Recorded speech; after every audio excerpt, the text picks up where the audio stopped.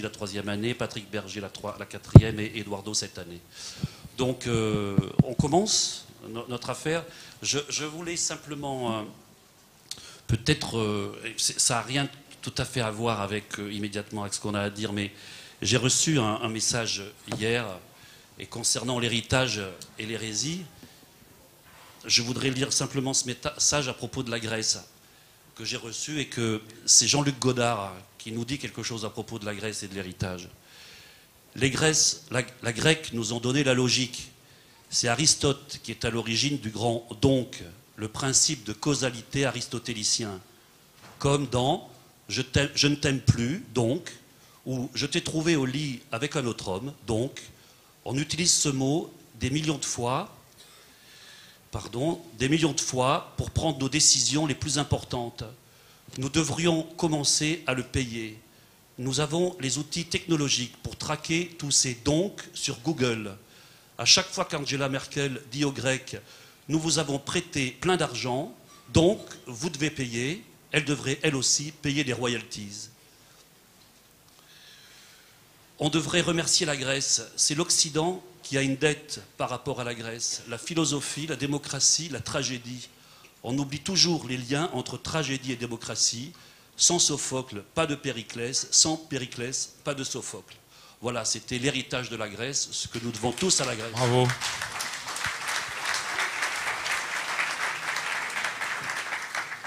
Alors, c'est Jean-Luc Godard qui parle à peu près tous les 10 ans et c'est toujours intelligent. Un petit mot d'introduction, ça sera court parce que l'essentiel, c'est quand même la conférence d'Eduardo et les projets qu'il va nous montrer. On s'est un petit peu orienté de ce titre de Marc Barani sur hérésie, héritage.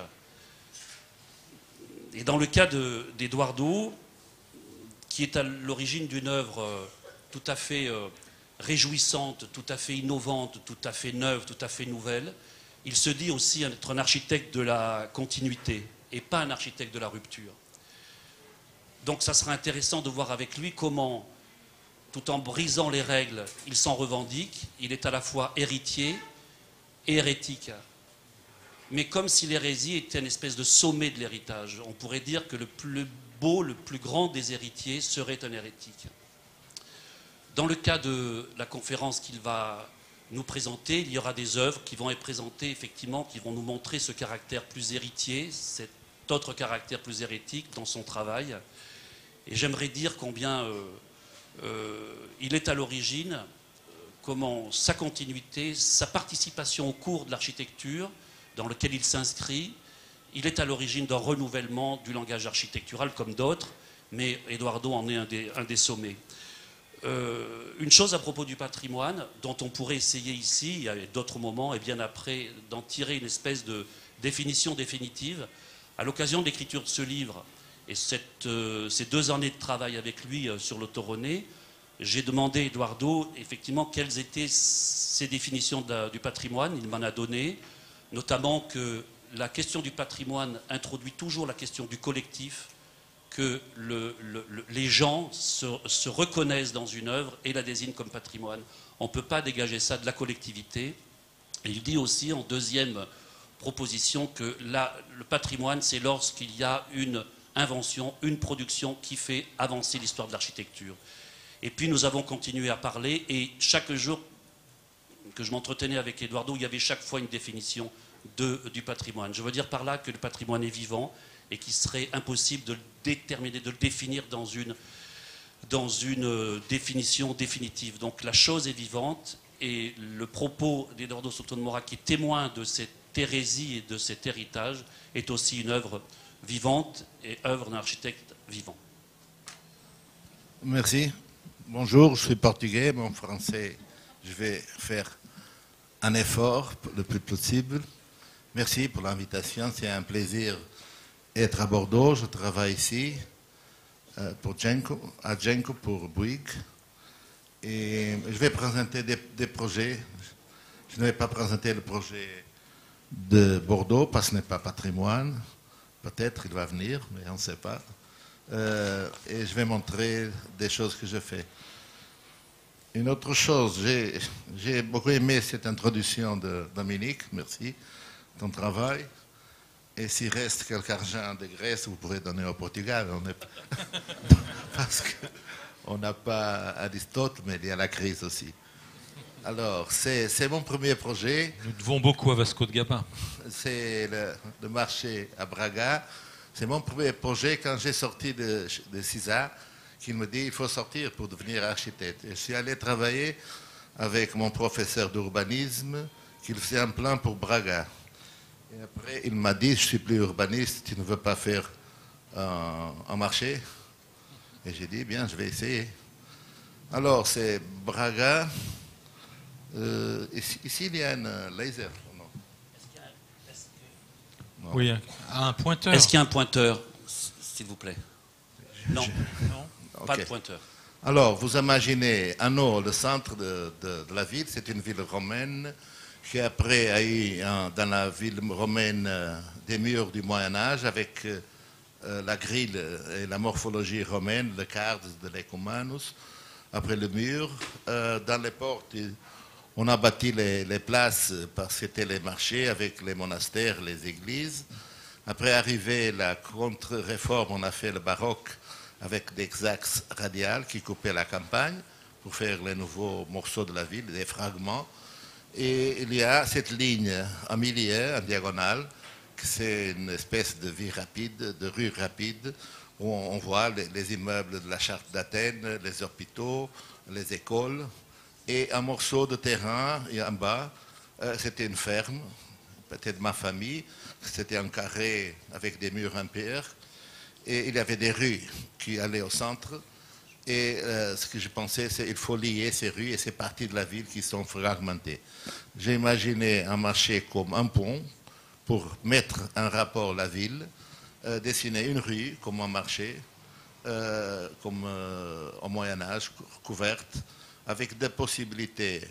Avec une mezzanine, on pouvait traverser le marché en eau quand il était fermé. Et quand il est ouvert, on pouvait traverser le marché lui-même. Bien, c'est coupé en deux. C'est une petite colline qui est coupée pour des murs en pierre, une ruine que j'ai fait en café. Après, ils ont transformé dans une discothèque monstrueuse. Et elle est coupée en deux de la partie publique à gauche et la partie des dépôts à droite. Alors, c'est l'entrée, la colline, le mur en pierre. Et on voit au fond les escaliers pour la mezzanine. Et on peut passer d'une partie de la ville à l'autre. Ça, c'est l'entrée des marchandises. C'est pendant la construction, parce qu'après, on a commencé à transformer le marché et j'ai sorti. La discothèque et le marché fermé, qui est devenu, avec des problèmes structurels, l'entrée de l'eau dans la couverture. Et après, on a construit beaucoup de supermarchés. Et les gens, c'était beaucoup plus facile d'aller en voiture au supermarché que venir ici. Était froid, mais c'était un marché ancien avec des poulets vivants, des lapins, et les gens ils voulaient des choses plus rapides et modernes. Il a été abandonné, s'est transformé dans un lieu de drogue, prostitution. Il était comme une stoa grecque avec ses colonnes. À gauche, c'était la banque des poissons, au milieu, les végétales, et à droite, les magasins pour la viande, et la mezzanine à eau. On a l'idée de le marché où les gens pouvaient se rencontrer. Et le marché avait aussi un autre mezzanine. On pouvait faire des marchés d'occasion, de samedi, antiquités, livres, fleurs, oiseaux. Et le maire m'a dit, ça c'est abandonné, c'est dangereux, je vais le démolir. Mais je pense qu'il a pris quelque chose d'important en France. Et après faire ce marché, c'est Jean Nouvel qui a choisi ce chantier, ou cet édifice pour une biennale de Paris. Et le maire de Braga m'a dit, j'ai peur de démolir parce qu'après tu peux me faire des choses au tribunal. Et je t'invite à faire quelque chose, mais je vais le démolir. Tu acceptes ou non? J'ai dit non, je vais penser, parce que vous me donnez 24 heures, parce que ce n'est pas facile de démolir moi-même. Mon premier édifice, c'est un peu comme le premier amour, comme ça. Alors, je te dis, j'ai pensé à la maison et j'ai dit, ben, je ne peux pas être romantique à dire mon premier amour, blablabla. Bla, bla. Ça, il va être démoli parce que la couverture, elle tombe et je peux accepter. Mais je l'ai dit, j'ai besoin d'un programme fort, pas faire une chose formelle, la récupérer physiquement. Ce n'est pas... les édifices doivent être disponibles parce que l'usage, c'est la chose plus importante pour les récupérer, comme les églises, qu'il y a la messe au dimanche, et c'est pour ça qu'elles résistent. Alors il m'a dit, j'ai besoin de deux écoles, une de danse et une autre de musique. Je n'ai pas d'argent, la première phase, il faut faire une école de danse, et j'ai accepté. Alors j'ai coupé la couverture, parce qu'il était le point le gros problème et dangereux. J'ai laissé les colonnes parce qu'il y avait des tubes de l'eau et de l'électricité. J'ai pensé, je peux utiliser ces colonnes pour mettre des lampes et je peux faire des câbles métalliques pour faire un jardin. J'ai planté des arbres au milieu des colonnes et pour trás, como explique. Et derrière les poissons, j'ai bâti 2 patios qui donnent la lumière pour 3 salles de danse. Et voilà les patios qu'on voit en haut, et après les salles avec un couloir, la chose plus simple et pragmatique qu'on peut voir. Et là voilà les salles, avec des ouvertures qui donnent pour le patio, avec la lumière naturelle. Et ça c'est l'entrée. J'ai démoli la couverture de temps en temps avec les machines tombées des piliers. Alors j'ai récupéré des piliers, je fais cette scénographie décadente avec la discothèque sans peinture et les murs qui récupérés et la route avec des arbres qui dans le moment où j'ai bâti elles sont petits, mais dans le film j'ai vu aujourd'hui elles sont grandes et font un dialogue que j'aime beaucoup entre l'arbre et les piliers, entre le thème naturel, artificiel et comme ça. Alors, c'est un édifice qui devient ville. C'est un cas qu'on peut trouver à Split, dans l'ancienne Yougoslavie, où le palais de Dioclétiano, c'est sans le toit. La chambre est devenue une place et le couloir est devenu une belle rue. Alors, ce n'est pas la même échelle, mais c'est le même type, c'est l'histoire qui change et l'édifice avec une échelle presque d'un demi-kilomètre, est resté comme une partie de la ville. Maintenant, il est utile parce qu'il y a des petits magasins dans les salles des viandes. La rue est avec lumière, il y a sécurité, et les gens l'utilisent pour passer d'une partie de la ville à l'autre. C'est un peu cette atmosphère de désastre, et ça a été un désastre pour moi. Démolir mon premier édifice. Et ça, j'ai réussi à avoir cette image qui représente un peu l'histoire. Mais c'est condensé, c'est scénographique, c'est ces choses qui sont normales et naturelles pendant des siècles. Ça s'est passé en 20 années. Alors, pour le deuxième édifice, c'est l'école de musique. C'est commencé le Portugal, c'est fini l'argent de l'Europe. Je n'avais pas beaucoup d'argent et je fais la chose plus banale possible. C'est un couloir large avec des salles, tac, tac, tac, tac, comme les anciennes écoles. Ce que je voulais, c'était faire un couloir un peu plus large pour être un lieu où les gens et les étudiants se pouvaient réunir. Et on entre et il y a un auditoire. Ça, c'est le dessin, c'est la règle de l'édifice, tous les détails. J'aime faire le dessin à la fin pour savoir s'il y a une règle où on trouve tous les matériaux. C'est comme le postface dans le livre. Et c'est à tous les matériaux, comment ils se lient, et les proportions. On peut mettre toutes les infrastructures, la lumière, les conditionnés, les eaux. Et voilà, c'est la partie plus haute, c'est l'auditoire qui entre dans la terre. La maquette, c'est un dépôt, c'est la chose plus banale, anonyme qu'on peut. C'est un mur en pierre avec un trou, c'est une porte. Le couloir et les salles. La section avec l'auditoire.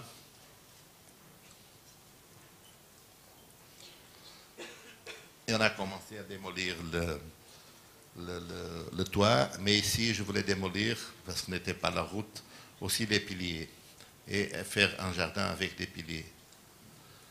Et voilà, sans couverture, les piliers, les salles sont en verre, mais pas en verre ouvert pour le dehors. C'est un verre qui donne la lumière. Et il y a le mur qui est contre le soleil au sud, à l'ouest. Et après, il a un joint dans le sol où existe une maquette de faire un jardin vertical dans la pierre. L'entrée, un balcon, réception. Le couloir large, où sont tous les armoires des étudiants pour garder les instruments. C'est un peu, c'est largeur, c'est exagéré, mais c'est un peu comme dans les films américains, où les étudiants se préparent pour aller au bal. Ils disent, tu viens avec moi, comme ça. Après les portes acoustiques qu'on a fait, on a acheté une américaine, on a vu comment on le fait, parce qu'on n'avait pas d'argent pour acheter les portes américaines. Et on voit, c'est enfermé au verre. J'aime cette ambiguïté, c'est la lumière, c'est l'extérieur, mais c'est protégé. Et de l'autre partie, c'est une école, si au nord, on n'a pas besoin de faire ce type de protection. La lumière, c'est en direct, comme on voit. Les appareils de l'air conditionné sont toujours une chose horrible, mais la machine elle-même, c'est beau. Je ne sais pas pourquoi ils font ces choses en plastique. La machine devient un travesti ridicule. Alors j'ai laissé la machine elle-même, j'ai dessiné en plastique une protection. C'est un peu comme le piano qui est dans le plastique. Les salles d'orchestre et l'auditoire, ce n'est pas facile, parce que tous les auditoires, il y a 400 auditoires en Espagne et en Portugal, faits pour 3 acoustiques, qui sont tout en bois, sont toujours les mêmes. Ils semblent une sauna. Et c'est toujours, à mon avis, facile de faire une belle acoustique avec des matériaux qui sont mous.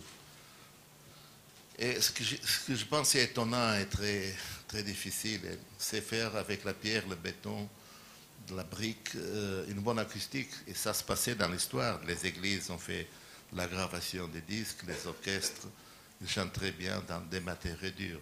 Alors ce n'est pas le matériau lui-même qui fait la libye de l'acoustique, c'est l'intelligence de la forme qui fait une disposition qui est bonne pour la musique. Alors j'ai pensé à bâtir une brique en pensant que je pouvais changer les joints de la brique à cause de l'absorption et changer l'angle du mur. Et dans des parties avec l'ingénieur, bien sûr, on a fait des petites variations qu'on ne voit pas avec l'œil, parce que le truc, on ne peut pas entrer et dire « oh, oh, oh, c'est là le truc ». C'est très subtil. Il y a des courbes qui commencent très minces, et après ils vont finir, mourir d'une façon, l'ouvrier, c'est merveilleux, il a compris très bien. Et après, quand j'ai besoin, dans la partie par exemple du fond, de très grande absorption, j'ouvre les joints verticaux avec la laine minérale pour avoir l'absorption. Et l'image semble que les murs, mais si on voit très bien à droite, donc, il y a une lumière jaune, et on peut voir que le mur c'est complètement curve. Mais c'est banal, il n'y a pas de truc, on ne voit pas l'effort des techniciens ni de l'architecte pour résoudre le problème. C'est calme. Il y a la lumière naturelle, après on peut fermer avec des blackouts. Et un patio central, il existe une porte de sécurité, un ascenseur pour les dépôts et une banque pour fumer, parce que je fume. La porte avec un armoire métallique où sont toutes les choses, appareils d'émergence pour couper le gaz, couper l'électricité, les pompiers. Et j'ai réutilisé la pierre qui existait du marché. J'ai remonté un peu dans la même façon, mais récupéré pratiquement tout le matériau. Et c'est une image très répétitive, toujours le même détail des pierres, qui ne sont pas avec toujours les mêmes dimensions, parce que ça c'est très cher, mais en détail, de temps en temps, en jouant des dilatations, et je répète le même détail, parce que j'ai compris quand j'ai dessiné le métro à Porto, qu'il faut répéter, répéter pour les prix baisser. On peut faire des kilomètres de courir-main. Passer la main. Le garde-corps. Si on fait le même détail qui se répète pendant 10 km, le prix c'est moins. Si on fait toujours le sol avec la même pierre, avec une dimension moins de 90, c'est la largeur des machines. Et si on répète toujours, on peut travailler jour et nuit à couper la pierre et ça devient plus bon marché. Et ici, c'est presque un projet, j'aime ça, d'ingénieur. On ne voit pas, je pense qu'il y a des choses intéressantes, mais on ne voit pas cette affirmation d'artiste de vouloir firmer le territoire. Et tous les piliers démolis, je les ai mis dans un patio, je voulais faire un jardin de piliers. Et c'est un peu l'image de Terragni dans le patio qui a mis ces colonnes qui presque on ne passe pas. Et ça a été mon idée. Après, ils ont démoli en disant que c'était une agression à la ville. Ils ont frappé tous les piliers. C'est la vie. Et c'est l'image, à la fin, l'image finale du marché qui a passé à l'école de musique. Et maintenant, on a été vraiment au début de la crise. C'est un monastère au sud. Ça, on parle au nord. Portugal, c'est petit, mais il y a deux pays. Un au nord, Atlantique, celtique, beaucoup de froid, et le sud, arabe, calcaire. Et dans le sud, près d'Espagne et devant Maroc, il y a une ville beaucoup arabe, c'est Tavira, qui finit dans les Salines. C'est un des beaux salles du Portugal, presque comme Guérande ici en Bretagne. Je pense qu'ils sont amis, jumeaux. Et le fleuve, il finit dans la mer. Il y a cette plateforme de sel. Ici, à droite, c'est les salines, avec des champs, avec un peu d'eau qui va donner la vie. Et un monastère qui est devant les salines. Et c'est le corps avec un patio. Il y a deux couleurs. La couleur plus foncée, c'est ce qui existait. La couleur plus claire sont les corps nord, les corps nouveaux que j'ai bâtis pour compléter le monastère. Alors il y a encore devant les salines, à droite, un à l'intérieur qui ferme le patio et un autre en aile, c'est un patio que j'appelle le patio des oranges. Quand j'ai arrivé, on voyait les salines.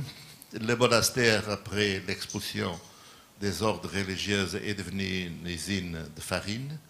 On voit la très belle cheminée.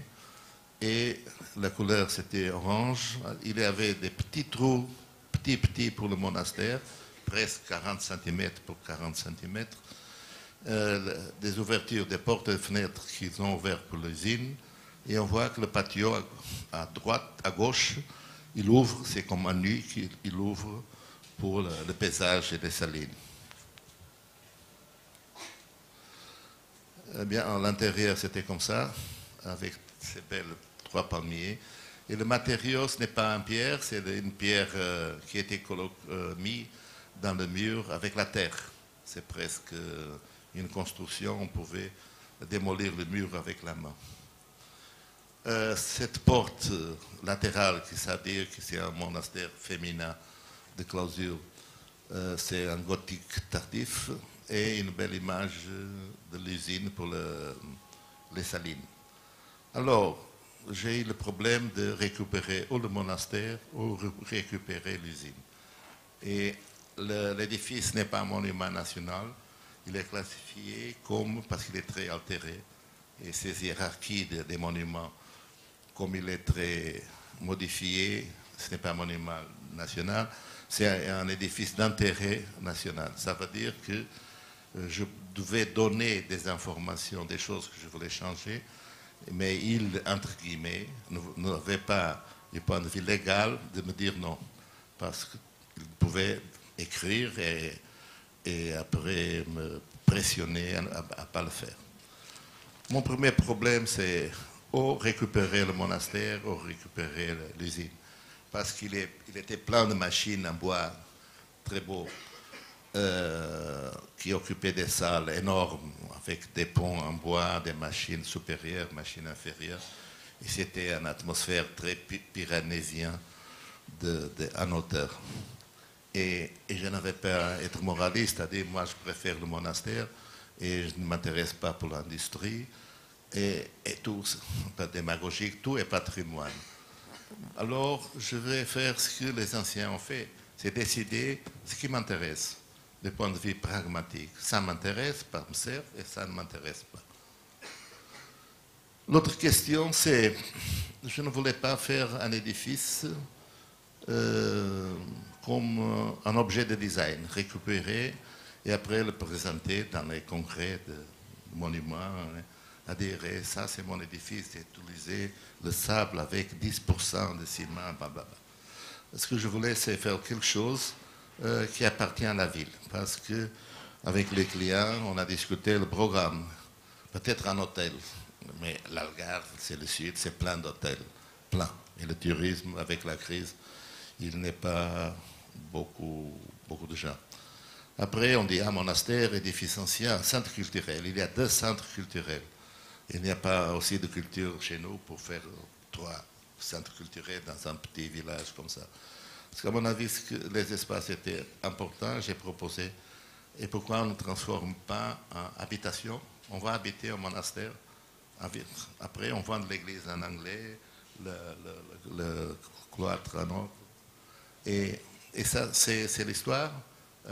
Tout le monde en Italie, on habite dans les choses incroyables. Et les maisons les plus chères à Rome, je pense, c'est le théâtre Marcello. Et les gens habitent dans le théâtre. Et c'est bon.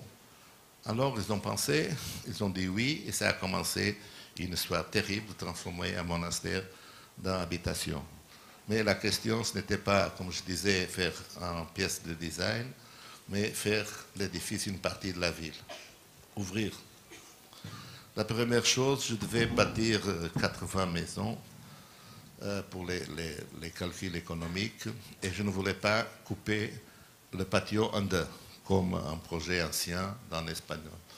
Alors j'ai demandé dans le site d'où il avait le mur de soutènement qui donne pour les salines, de l'ouvrir, faire un mur nouveau en béton et ouvrir le mur avec des portes et bâtir au niveau de l'eau des maisons. Et là, je pouvais mettre 20 heures. Et voilà, ce sont des maisons avec un étage qui donne pour les salines directement. À droite, j'ai demandé pour acheter un terrain abandonné qu'ils ont acheté et j'ai proposé des maisons avec 2 étages pour un patio à droite. Et ça, on a réussi presque à faire le même numéro. Ça, c'est le plan des maisons avec une façade très simple de bain, de chambre, une salle avec une kitchenette. Et voilà la section. Et j'ai pensé à faire un lucernaire par la partie profonde, d'avoir un peu de lumière. Mais maintenant, on fait une ligne de LEDs qui donne les 24 heures de la lumière. Et ça, c'est beaucoup plus bon marché que faire un lucernaire.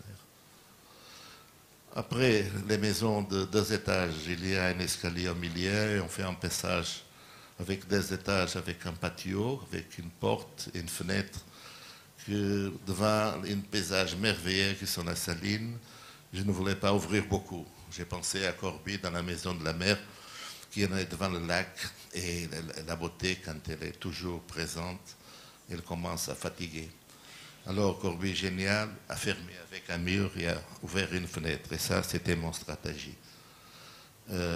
L'intérieur, il y avait beaucoup d'oranges. On a fait un jardin qui s'appelle Patio des Oranges.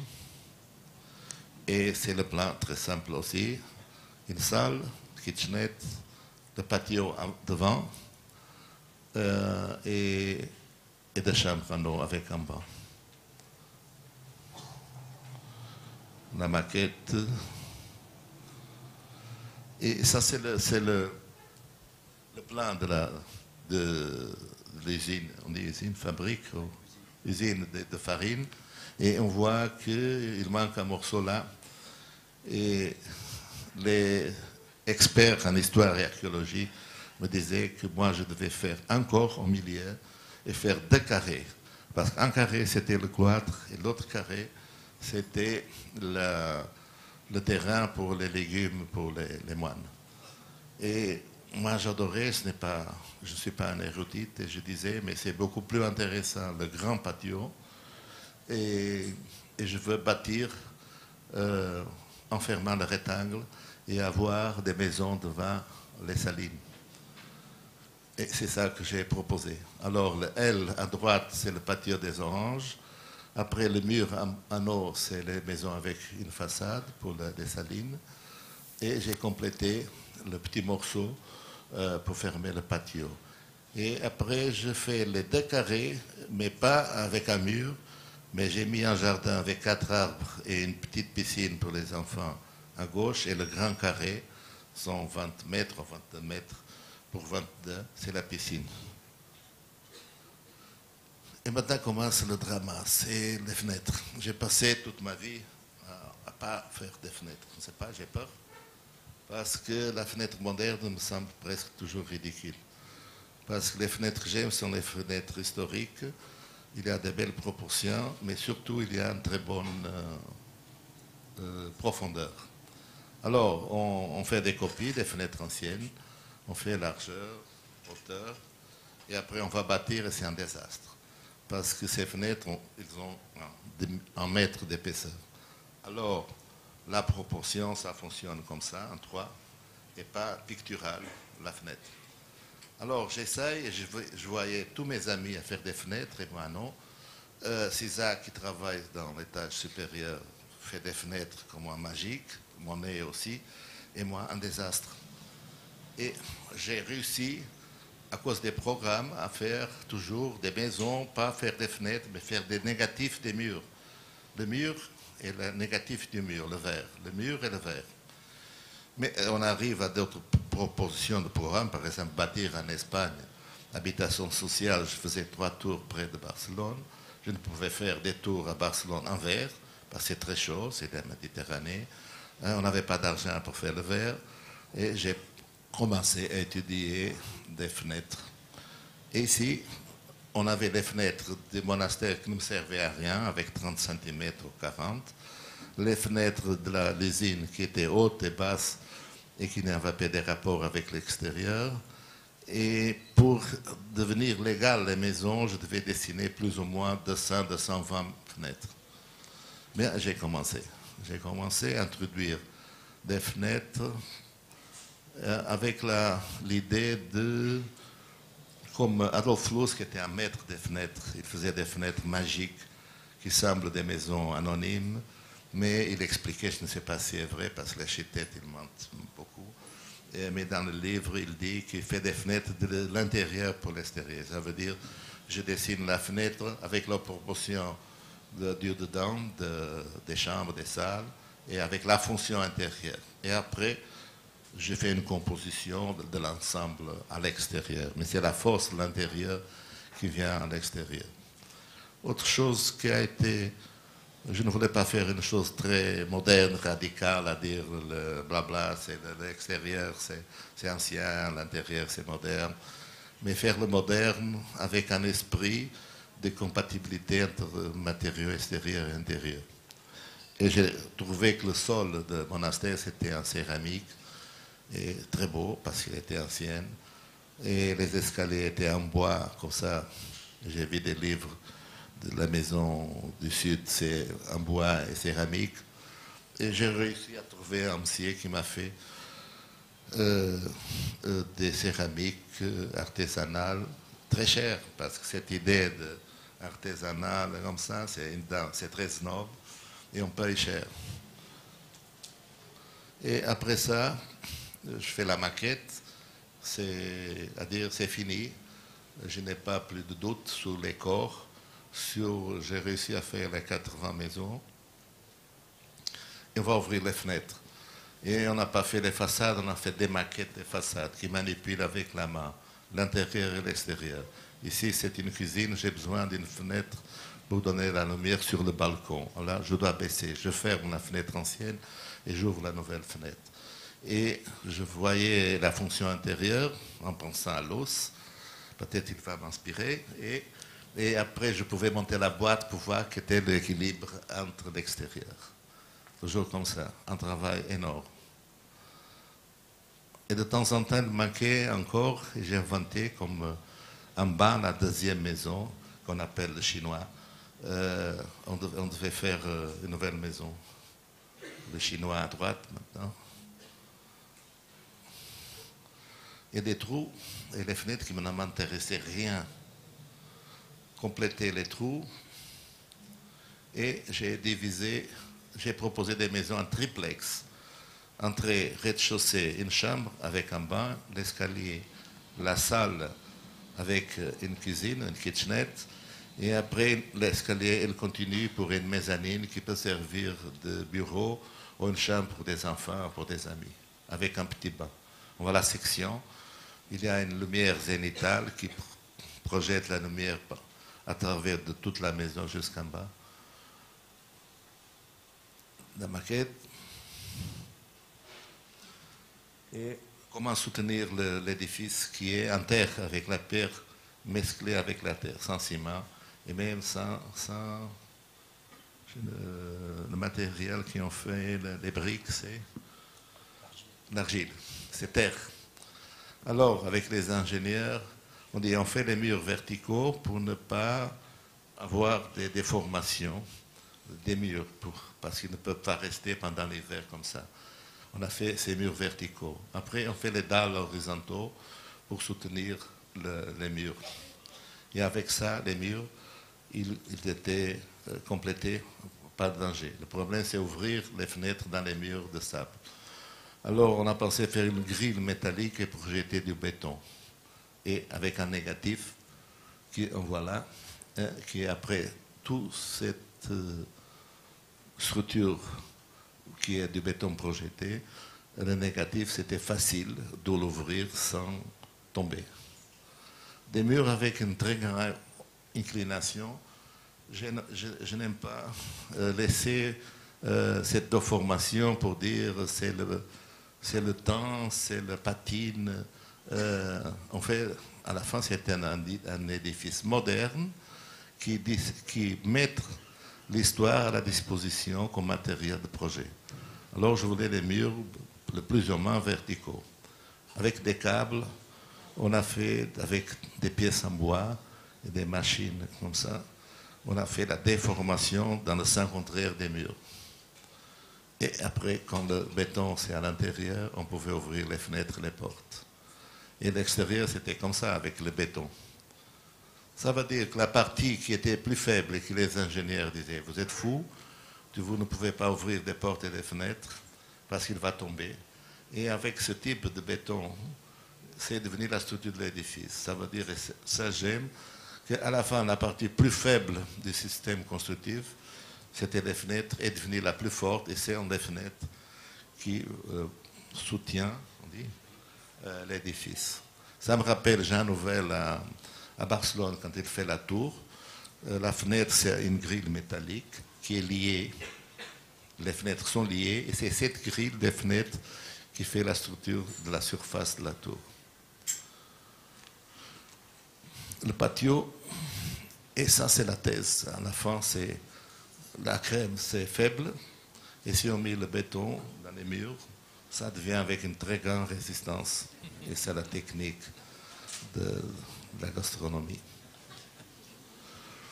Et des édifices même, c'est des voûtes qui tombaient, on a fait le même. Et de temps en temps, il tombait des murs. C'est des murs qui n'avaient pas de la terre, de la pierre, seulement de la terre. Il y avait des structures en béton de l'usine qui en a complété. Et on devait fermer le patio, comme on a vu. Et j'ai reçu une lettre d'un professeur archéologue à dire que ce que je faisais, ce n'est pas normal. Et C'était une grande erreur, fermer le patio là et pas dans le centre. Et il m'a envoyé à gauche un plan qu'il a trouvé, à dire il faut faire le nouveau corps, pour faire le carré du monastère, et après le champ des légumes ouvert pour le fleuve. Mais j'avais déjà ouvert les fondations, et on a trouvé des fondations anciennes, comme on voit à la droite. J'ai fait des photos et j'ai envoyé au professeur d'archéologie qui m'a répondu gentiment, peut-être vous avez raison. Et j'ai dormi très bien. C'est la partie nouvelle, en rose c'est les corps nouveaux, et de temps en temps j'ai laissé, comme ici en bas, des 3 maisons de l'usine qui me vont servir comme réception, la maison pour le garde et l'administration. C'est le nouveau corps, les fondations en béton. Et je monte avec la même technique, avec des ouvriers que j'ai travaillé à des années dans un autre monastère. Je fais la copie, le pastiche de la porte ronde, et je fais une chose très cynique. J'ai transplanté des fenêtres anciennes pour la partie nouvelle. Parce que je vais mettre tous les savants confus à dire ça, c'est nouveau. Non, mais la fenêtre, c'est du 20e siècle. Non, non, j'aime se faire ça. Le corps presque de les salines est fini. On fait les fenêtres dans la partie nouvelle, avec la même technique qu'on voit en bas avec la pierre. On ferme des fenêtres qui ne m'intéressent pas avec la même pierre. On récupère l'église pour faire peut-être un restaurant, une salle d'exposition, on ne sait pas. On fait des voûtes. Je voulais faire des voûtes en bois et je n'avais pas d'argent. Ça, dans ce moment, les banques ont dit c'est fini, vous continuez, mais ça, notre argent. Et ça, c'est passé.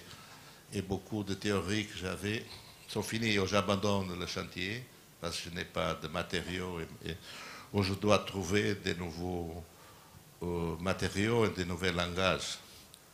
Et ça, j'ai pensé, et même l'histoire m'a dit qu'on va à une église et on voit en période du 7e siècle, ce n'est pas bien bâti. Et le guide dit, c'est normal, parce que c'est la période où les Espagnols occupent le Portugal, on n'avait pas d'argent, Alors, je vais faire le même, c'est en carton. Sur les patios, les gens n'aiment pas les patios. Cette théorie du Corbusier, de la fenêtre de la mer, il disait, mais il est fou, l'architecte, ce sont des garages, on ne voit rien. Et j'ai démoli, ils m'ont demandé pour démolir les patios. J'ai démoli les patios, j'ai ouvert plus les fenêtres. Il a toujours un peu cette idée nouveau riche de le grand verre, voir le paysage, manger le paysage. C'est comme une chose. Je raconte une petite histoire. Je travaille dans un édifice dans le même bureau de César. Et on a fait un concours entre nous et Tavora, un autre architecte, pour faire l'édifice. César a gagné, naturellement. Et après, il discutait les fenêtres entre nous comme des clients. Et il me dit, ça, une fenêtre comme ça, là, salle de ça. Et à la fin, c'était ma salle. Il a dit, et ici, on voyait à gauche le fleuve et à droite la mer. Et on dit, où tu veux la fenêtre? Et je dis, je veux la fenêtre, une pour le fleuve et l'autre pour la mer. Et il me disait, mais je ne savais pas que tu es aussi nouveau riche, voir tout. Je veux te dire que tu vas à la mer et le fleuve le premier jour que tu entres. Et après, tu vas oublier. L'important est savoir qu'il est là et pas le voir comme un imbécile tous les jours. Mais ils m'ont demandé, pour une question de marque, d'ouvrir les fenêtres. Et dans ce moment, le projet est établi. Je montre cette image que j'aime beaucoup d'une installation de Boyus qui s'appelle I Love America and America Love Me. Et il va habiter avec un coyote sauvage pendant 15 jours dans une salle où il ne se lave pas, il fait tout ce qu'il veut avec le coyote.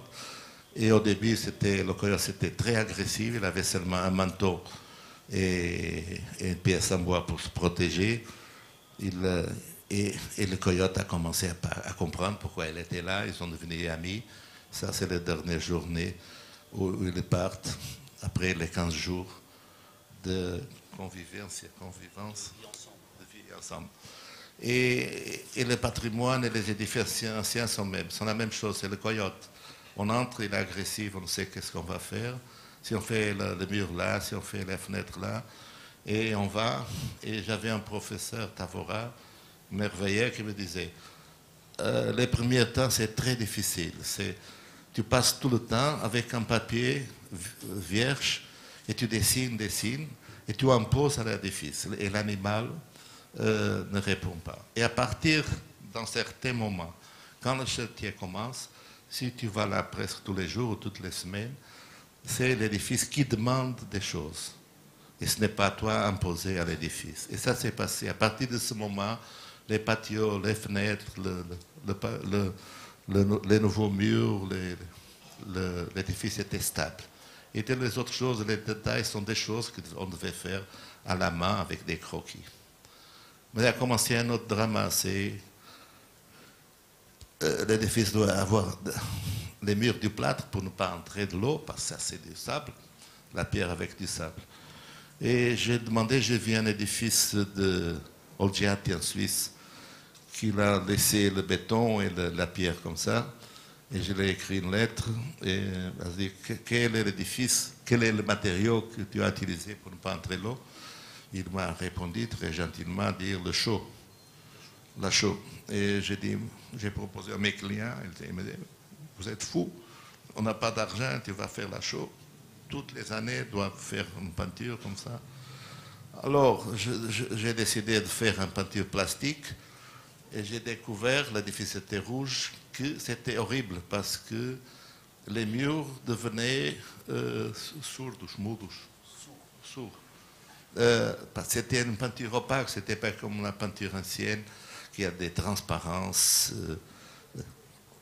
qu'on découvre des changements. Comme je voulais, c'était ici le béton, il a un type d'absorption, la pierre il y a un autre. La partie nouvelle qui est déjà, qui n'est pas sèche, c'est en couleur, la partie ancienne, c'est un autre. Et après j'ai fait dans une salle de mon bureau une usine de peinture, avec des photos, un technicien a fait des expériences, on a passé des jours. L'homme disait toujours, je veux savoir qui me va payer comme ça. Mais il était sympa. Avec des couleurs de la tuile, on comparait. Après, j'ai découvert le jaune. Peut-être le rouge, c'est très fort, mais le jaune, c'est pas mal. Un désastre, le jaune, complet. Et à la fin, je m'ai habitué, comme le coyote, à voir les murs en sable. Banal. Une crème. Et j'ai proposé de faire la crème. Et même, on a mis tout le nouveau et les anciens, tout dans la même couleur, et c'est presque la couleur de la ville elle-même. Le corps en bas, on va voir des nouvelles fenêtres, anciennes fenêtres qui changent les proportions à l'intérieur. C'est ça qui est beau, c'est l'épaisseur. La fenêtre que je ne pouvais mettre en grand verre pour une salle de bain, par exemple. Je fais une autre fenêtre là-bas. L'intérieur, j'ai mis les appareils de l'air conditionné dans un armoire. L'air, il entre par en bas, on voit une fissure. Et après, il projette en haut. La mezzanine avec la lucernaire. Et l'image de monastère, la partie nouvelle, l'ancienne, l'usine, le monastère et la ville.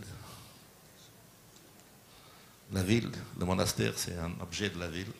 Et ça, j'aime. On ne discute pas le coin, le matériau, mais il est comme le marché, il est devenu ville. Des arbres et le chinois qui manquait. Avec un patio, c'est bien. Un peu de mémoire de l'usine que j'ai récupéré. Quand je dis 2 ou 3 maisons de l'ancienne usine, j'ai récupéré les portes et les fenêtres. D'autres non, c'est fermé. C'est très chaud ça. On commence à faire les espaces extérieurs avec des pergolas pour mettre les voitures qui va être chaud. Une fenêtre qui m'intéressait, elle est fermée, les autres est coupée du monastère à côté. J'ai laissé cette longue fenêtre pour faire un laboratoire de proportion, comment voir le dehors et le dedans de la fenêtre moderne, la fenêtre ancienne. Et après la piscine, c'est l'autre carré que l'archéologue. Je n'ai pas coupé le patio, mais je fais deux grands carrés, le cloître et la piscine.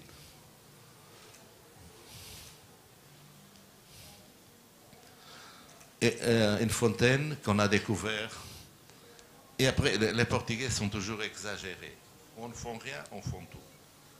Et par exemple, l'archéologie, ce n'était pas important des années.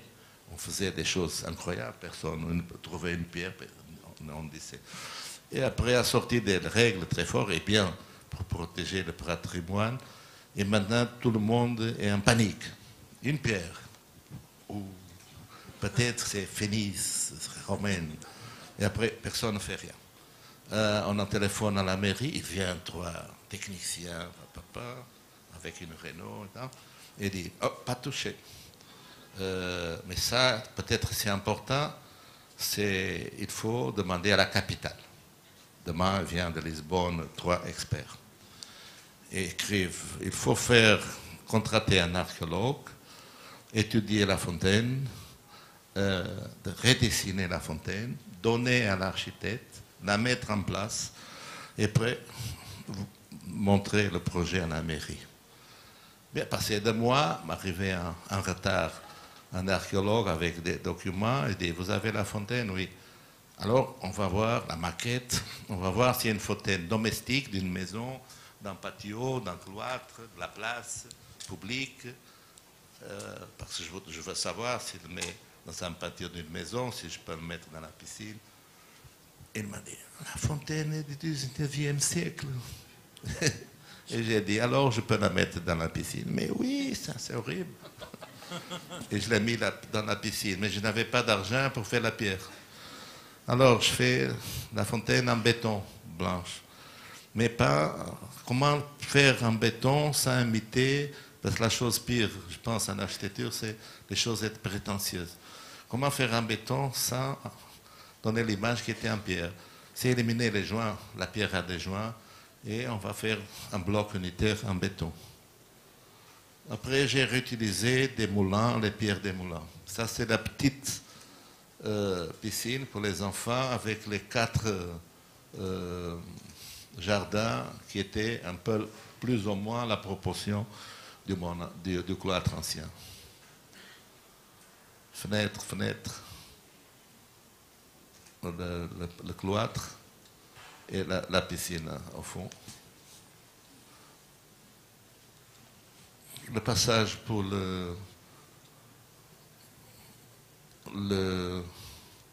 l'autre partie, ça commence à monter le jardin.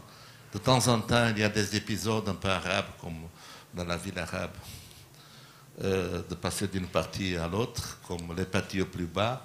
Quand on passe, on ne voit pas le dedans des maisons, parce que c'est 1,80 m.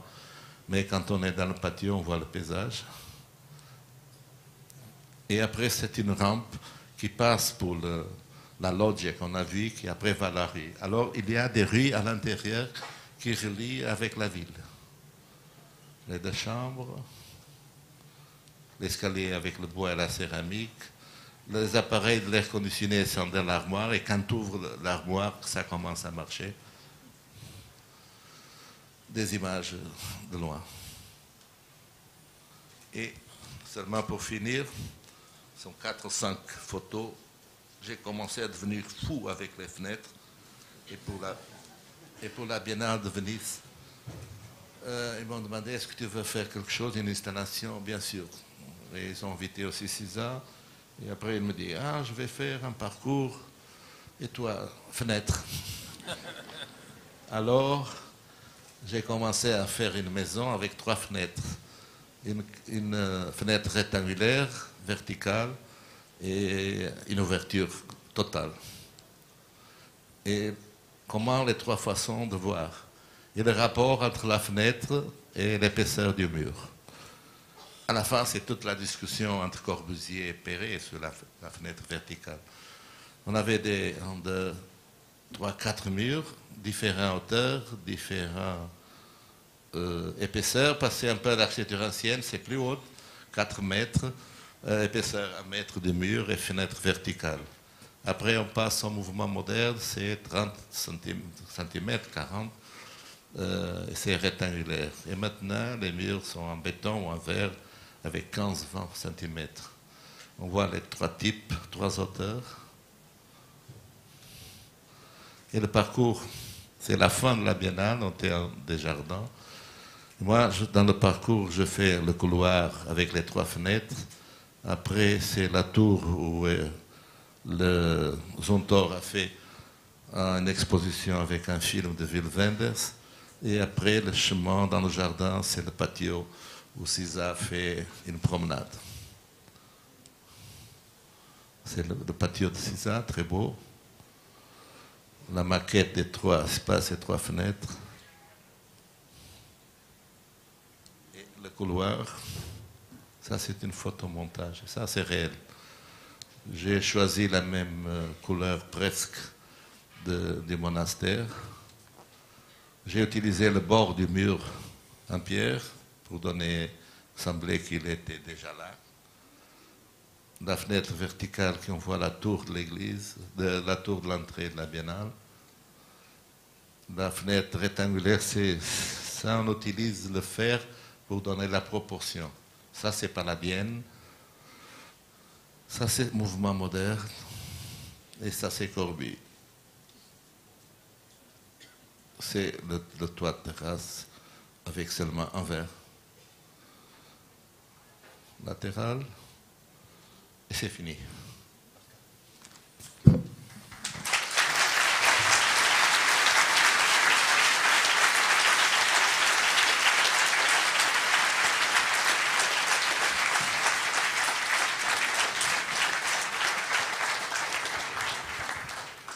Voilà à peu près le déploiement d'intelligence autour. Je découvrais un petit peu le bâtiment, c'est des photos très récentes, et le bâtiment de Cauvant des Bernardines en Algarve à Tavira est un bâtiment tout à fait récent et fraîchement terminé. C'est absolument un déploiement d'intelligence, chaque fois renouvelé dans le cas d'Eduardo, et j'avais été aussi tout à fait ému et enthousiaste après un travail qu'il avait fait dans le Nord, un couvent, un monastère plutôt, à Santa Maria de Bouro, un travail exceptionnel, et il y a de ça une quinzaine d'années. Alors combien de temps avons-nous pour poser 2 ou 3 questions? Pose 2 ou 3 questions. On peut.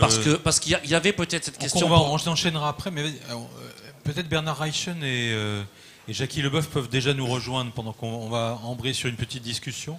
Venez Bernard, Jackie Leboeuf, venez, installez-vous là. Et voilà, vas-y, quelle question? Il y avait peut-être cette question qui est assez spontanée. Quand on regarde le travail d'Eduardo, on se rend compte que sur une trentaine d'années d'expérience et de pratique de l'architecture concrètement, tu as fait une quinzaine, quinzaine de bâtiments dont on pourrait dire c'est un travail sur le patrimoine. Il y a des bâtiments assez significatifs sur lesquels on pourrait effectivement écrire beaucoup de choses, et les choses ont été écrites. Alors, quand je te pose cette question, Eduardo, sur ce travail sur le patrimoine, on peut parler des anciennes douanes, on peut parler de Bouro, on peut parler du musée de Visé, ou on peut parler d'une ruine consolidée en Italie, etc. Il y a une quinzaine de bâtiments comme ça. Et quand je te pose la question, mais qu'est-ce qui distingue ça d'un projet complètement récent et moderne, tu me dis, il n'y a pas de différence. C'est pour répondre. Oui. Non, il y a beaucoup de différences, mais il n'y a pas un moralisme à dire le patrimoine, c'est une autre histoire. Et ça, on doit être fait pour des experts avec d'autres qualités. À mon avis, c'est un problème d'intelligence. L'intelligence, c'est la capacité de s'adapter à une situation. On ne fait pas une maison pour des poulets comme un hôpital. On ne va pas traiter un enfant, un médecin, comme un homme qui a un cancer. Il y a des façons différentes de travailler. Et pour moi, la responsabilité, la qualité, on doit la faire tout le temps. Et le patrimoine, il y a des points plus rigoureux que d'autres choses comme la construction en béton, parce qu'il y a des problèmes de faiblesse, qu'on ne peut pas avoir des risques, parce qu'on ne se répète pas. Si tu fais mal quelque chose en bois, ou en brique, ou en béton, tu fais démolir, et l'architecte arrive au chantier et dit, ça ce n'est pas bien, démoli, et la semaine prochaine il est là. Tu ne peux pas faire dans le monastère, tu arrives à l'église, démoli. Et alors, comment on fait? Alors, ce sont des problèmes de spécificité. Je ne sais pas dire en français. Des spécificités. Ah, c'est dur à dire. Hein? C'est dur. Et c'est ça, je ne vois pas une chose complète, une exception. C'est une autre chose. Non, c'est la même chose. Est-ce qu'en revanche, tu pourrais quand même... L'histoire preuve que presque tous les édifices nouveaux ont été faits sur des édifices ou des changements des édifices anciens.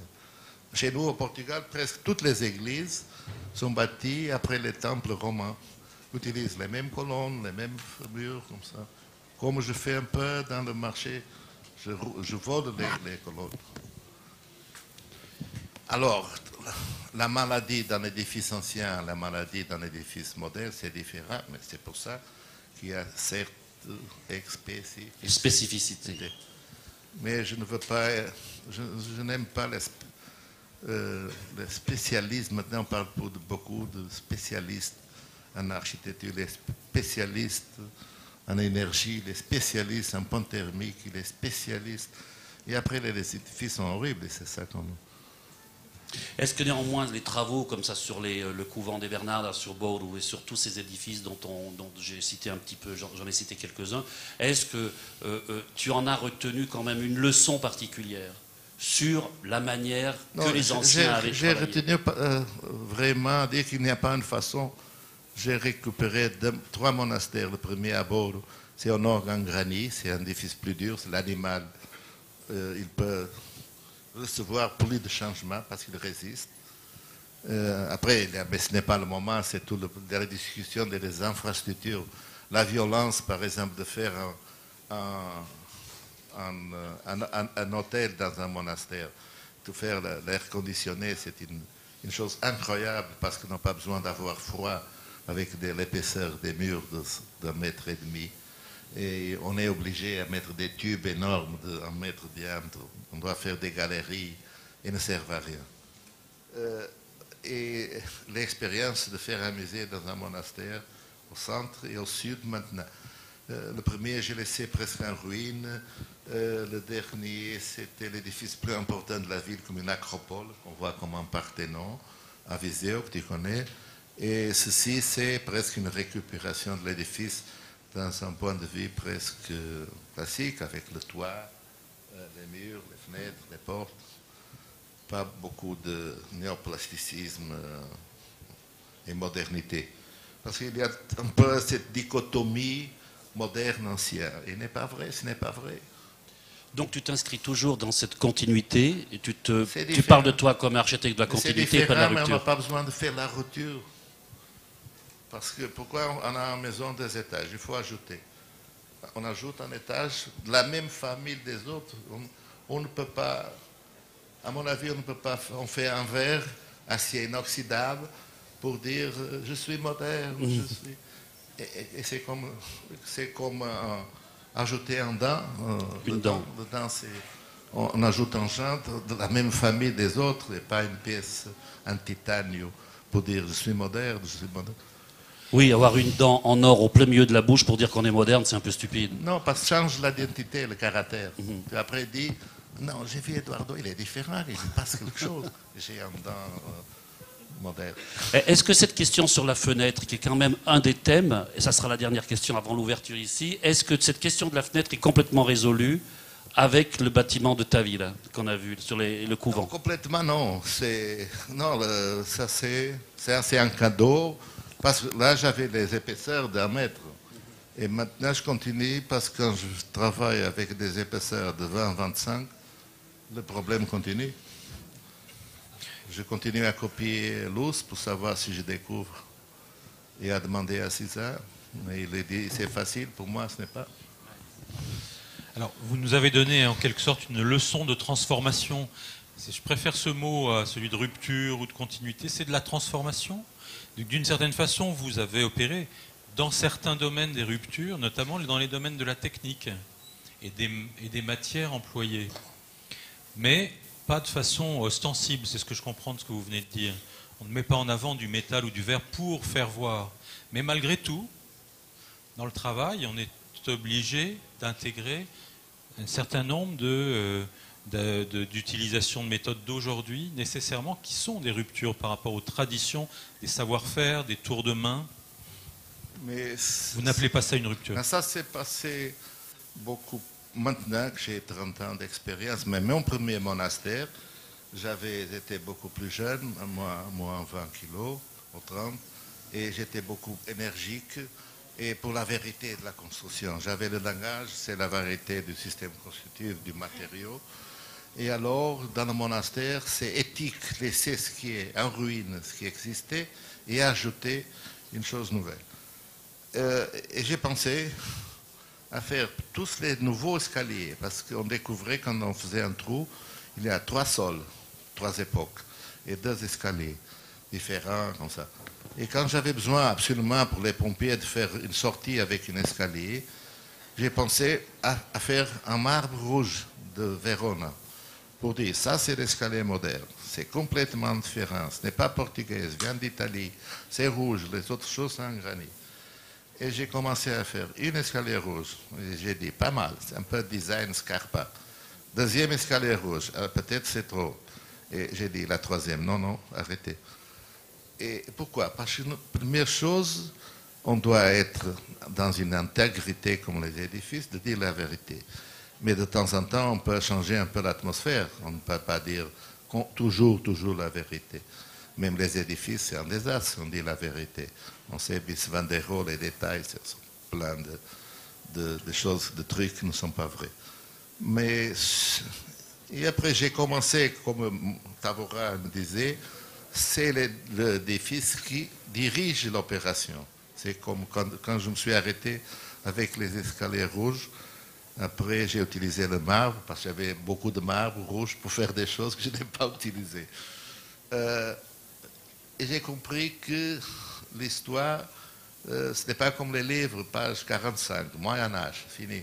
Après, néoclassique, gothique. C'est tout un mélange, une confusion.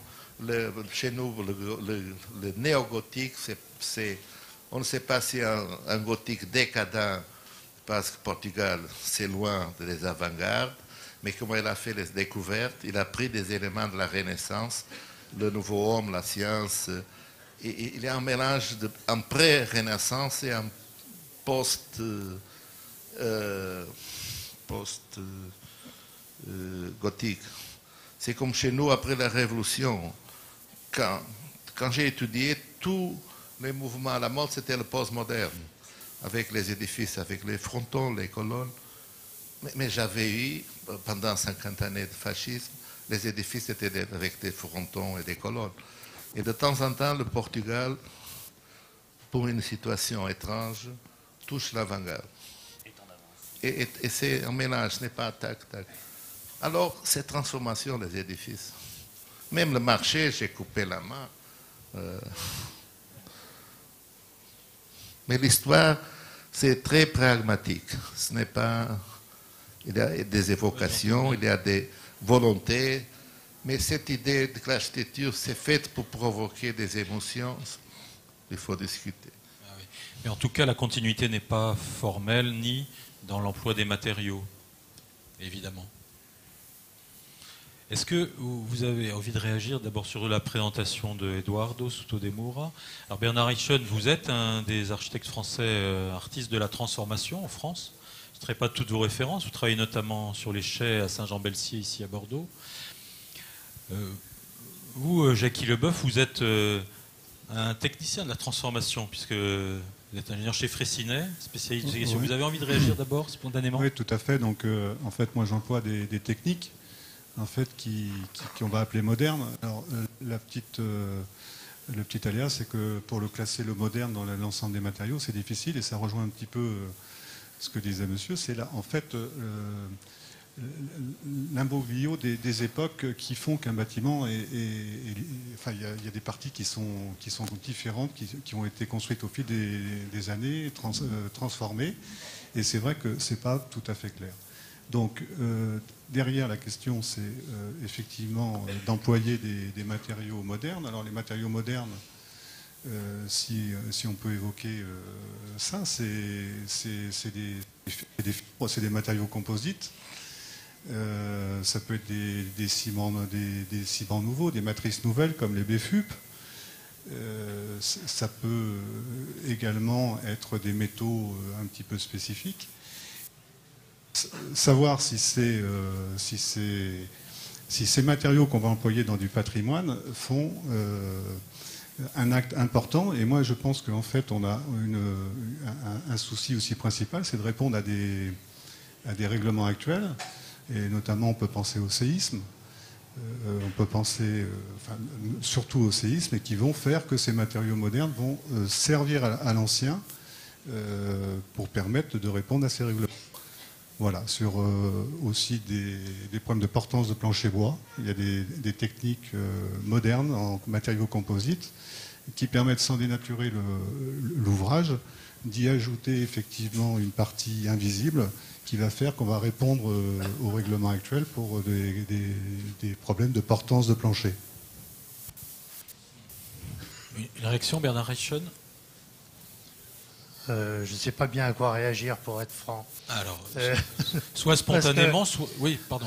Chose que je veux dire, ils ne sont pas des édifices classifiés comme monuments. Non, mais parce qu'ils sont beaucoup changés. J'ai fait des choses que presque je ne touche pas. Mais je veux dire, le débat sur les techniques est un élément partiel. C'est vrai qu'on a à notre disposition des techniques tout à fait formidables, tout à fait nouvelles. On a des matériaux qui étaient discontinus, comme le bois, le métal, le verre, qui sont devenus des matériaux continus par la soudure, la colle. On a des moyens de calcul invraisemblables. Donc ça, je veux dire que c'est banal de dire qu'on peut tout faire. Après, ça ne dit pas ce qu'on va faire. C'est un élément d'une histoire. Alors pour revenir à Eduardo, j'ai l'impression que le patrimoine dans ce qu'il vient de nous montrer, pour moi, c'est un fragment d'un récit, en fait. Ce n'est qu'un fragment, mais ce qui me semble essentiel, c'est le récit lui-même, c'est pas le fragment. Et je veux dire que cette idée d'un fragment d'un récit, ou cette idée du récit urbain ou du récit architectural, concerne 99% de la production. Donc je crois que quand on discute de ce genre de choses, on se met dans la tête de la sacralisation ou de l'objet unique. Mais un objet unique, c'est quelque chose qui a atteint l'universel. C'est sûr qu'on ne va pas aller bricoler un concerto de Mozart, on ne va pas bricoler le Parthénon et on ne va pas bricoler la chapelle de Ronchamp. Je veux dire qu'il y a des choses qui ont atteint cette valeur de l'universel qui fait que on rentre vraiment dans la logique de la sacralisation.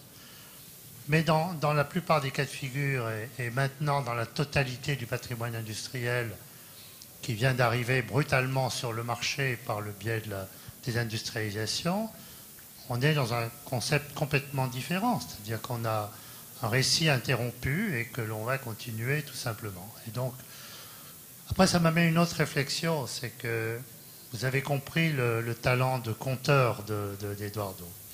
Et ce talent de conteur, de raconter l'histoire ou continuer le récit, et c'est un talent qui, pour moi, est associé au statut du maître. C'est-à-dire que le statut du maître, c'est quelqu'un qui a la maîtrise, qui a la simplicité et qui a la pédagogie pour pouvoir avancer un projet avec cette espèce de calme incroyable. Donc en fait, l'hérésie, qu'est-ce que c'est que l'hérésie dans ce cadre-là? C'est pas grand-chose, je veux dire, parce que la force du récit fait qu'on entraîne derrière tout un tas de choses. Mais après, par rapport à d'autres débats, il faut se mettre dans la situation schizophrénique d'un architecte des monuments historiques, je ne parle pas de moi, ou d'un architecte des bâtiments de France, qui en permanence navigue entre l'idée de permettre le meilleur et d'empêcher le pire, si je peux dire.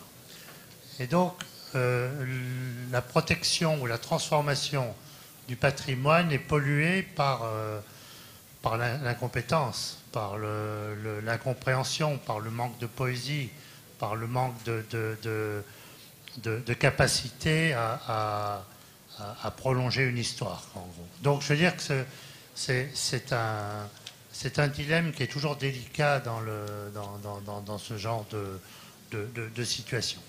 Après, je regardais quels sont les thèmes un peu généraux, génériques que l'on peut tirer d'une histoire comme ça. Et je dois dire qu'en 2 projets, je m'aperçois que Eduardo a balayé le spectre entier des questions que l'on peut poser sur cette histoire de la reconversion.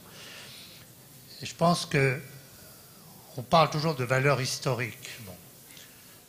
Quand on prend des bâtiments non classés, entre guillemets, qui pour survivre doivent gagner leur vie tout seuls, c'est-à-dire qu'on n'a pas d'autre hypothèse que le changement d'usage. Et donc on rentre forcément dans une sorte de palimpseste, une sorte de superposition qui fait que c'est le projet et la dynamique de projet qui sont l'essentiel de l'histoire. Alors, je trouve que sur Braga, il y a une histoire que je trouve touchante, c'est le fait d'abord de l'auto-reconversion, aussi un peu de l'autodérision, de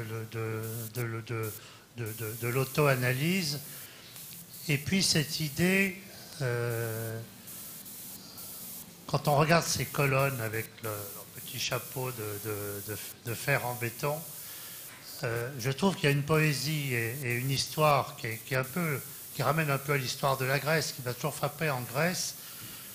C'est le mélange entre des sites archéologiques qui n'en finissent pas de se diluer, de se fondre, et puis des sites modernes qui n'en finissent pas de pousser et de se construire. C'est-à-dire qu'on a partout ces bâtiments avec des fers à béton qui attendent l'étape suivante pendant des années, des fois des années qui n'arrivent jamais. Et donc, dans toutes ces attitudes, ce rapport au temps donne une valeur de charme, si je peux dire. Et je trouve que le bâtiment de Braga a un charme fou, quoi, parce que le rapport entre la conception, la première conception, l'auto-analyse et l'autodérision et la reconstruction, c'est un bâtiment très sérieux, c'est un bâtiment parfait et c'est en même temps un bâtiment que je trouve très drôle, quoi. Le bâtiment dans son état actuel a acquis une philosophie, une poésie et un humour qui s'est additionné aux valeurs de l'espace et du bâtiment d'origine. Et ça, c'est un élément. Alors, je notais aussi une petite phrase sur l'apologie de la répétition. Ça, c'est quelque chose pour moi absolument essentiel. Et en travaillant sur l'architecture industrielle, je me suis pris d'un grand amour pour la répétition, pour l'architecture répétitive. Et l'architecture répétitive, finalement, ça ne se lit plus comme une architecture, ça se lit comme une musique, c'est-à-dire les règles de la musique répétitive de Jean-Sébastien Bach à Philippe Glass sont les mêmes que les règles de l'architecture répétitive, c'est-à-dire un motif, un principe de répétition, des rythmes et des principes de déformation, c'est-à-dire les contrepoints. Et ça, ma foi, les outils sont simples, les outils sont pas chers, les outils sont efficaces. Par contre, ça ne dit pas la capacité du compositeur, quoi, de l'artiste qui est derrière. Et puis, sur le couvent, il y a une histoire que je trouve formidable, c'est cette espèce d'obsession qu'on a en Europe et en France en particulier, de l'état d'origine. On recherche un état d'origine et on se met maintenant, dans les questions environnementales, à rechercher un état initial, comme si à un moment, il y avait quelque chose qui avait été le vrai par rapport au reste. Et je trouve qu'abandonner la notion d'état d'origine au profit d'un mouvement et de l'intelligence du mouvement, c'est vraiment une des règles absolues. Et je veux dire qu'on a eu à faire un bâtiment que j'ai adoré, qui est le couvent des Récollets à côté de la gare de l'Est à Paris. Les Récollets, c'était des moines collecteurs, c'était des moines mendiants. Et en fait, pendant 6 siècles, ils ont construit un bâtiment en fonction des donations qu'on leur faisait, puisqu'ils n'étaient que mendiants. Et j'ai fait un rapport sur ce bâtiment avant de le transformer pour montrer l'art et la manière de mal construire pendant 6 siècles. Ça avait un charme extraordinaire, mais rien n'était vrai, rien n'était continu, etc. Après, ce bâtiment est devenu un hôpital militaire. Il y a un général qui a fait au 19e siècle une façade du 18e. Il ne savait pas trop, mais disons qu'il a fait une façade antidatée. Et puis après, c'est devenu une école d'architecture pendant un certain temps, Paris-Villemain. Et puis après, c'est devenu un lieu d'accueil, une sorte de petite Villa Médicis.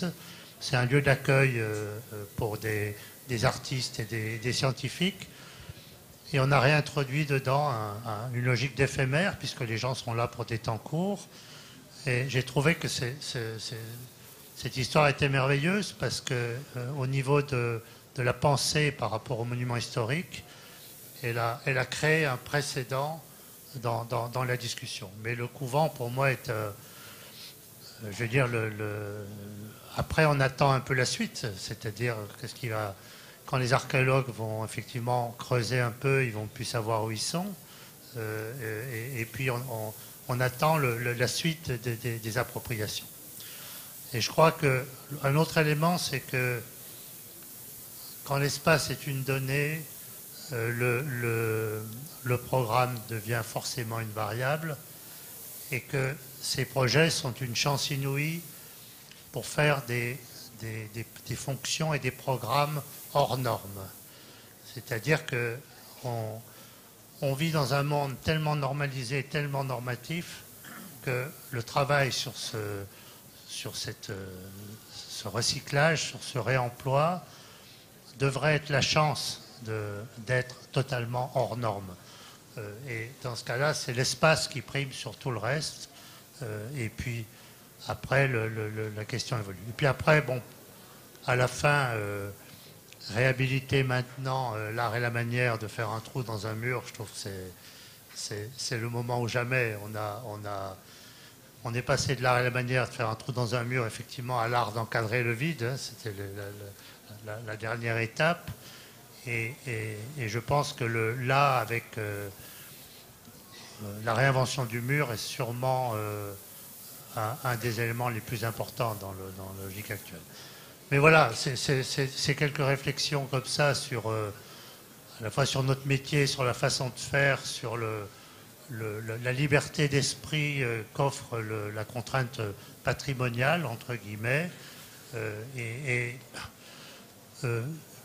avec une idée, je crois que le déjà là, c'est quelque chose de très très important. Et le déjà là, fort heureusement, est en train de prendre une autre couleur avec le développement durable. C'est que nous, il y a 20 ans ou 30 ans, à propos des bâtiments du Nord, on faisait de la reconversion. 15 ans après, c'était plus des bâtiments qui étaient abandonnés, c'était des territoires. Et puis maintenant, on est rentré dans la logique de ce qu'on appelle l'énergie grise, c'est-à-dire la matière mise en œuvre. Et on est passé au thème du réemploi. Et le réemploi des territoires, le réemploi des bâtiments, le réemploi des matériaux et le réemploi des matières, c'est la chaîne centrale du développement durable. Et je crois que c'est un support formidable à la création. Et tout ce qu'a montré Soto et Eduardo est un cours magistral sur sur la façon de traiter cette question et de les aborder. Héritage hérésie. Vous voulez Je voulais une dire réaction? seulement que je parle calme, mais maintenant à Bordeaux, parce que ça c'est fini, ça veut dire que ce n'est pas mon type de raconter l'angoisse de faire ces choses. Parce que ce sont des choses fous. Faire l'église en carton parce que je n'avais pas d'argent. Je dois penser, je ne fais rien. Alors ça, c'est comme les dents qui manquent.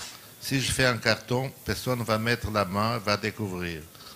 Mais si on a de l'argent pour faire la vraie voûte, on coupe Et tout ça, convaincre le client et moi-même, c'est une angoisse incroyable. Mais ma fonction, à mon avis, c'est raconter, pas d'un point de vue calme, pour être convaincu, je suis convaincu, pour dire ces expériences, je peux les passer, les autres vont passer.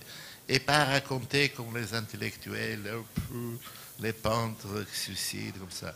Je vais communiquer que ça peut être utile et pas raconter l'autre côté de la scène, du théâtre.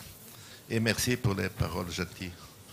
Merci à tous. Non mais je pense que vous vous rejoignez sur bien des points et que de tous les deux, on peut apprendre bien des choses. Merci, merci beaucoup. Merci.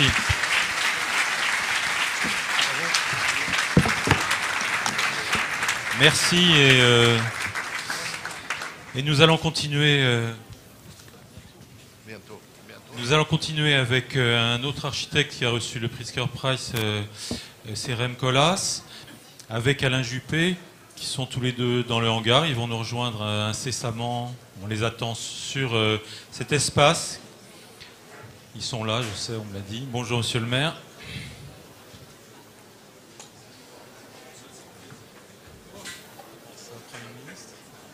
Bonjour, Rem Koolhaas. Ah oui, oui, bien sûr. Est-ce que vous voulez vous mettre comme ça pour pouvoir vous regarder sans être tout près? Vous mettre là?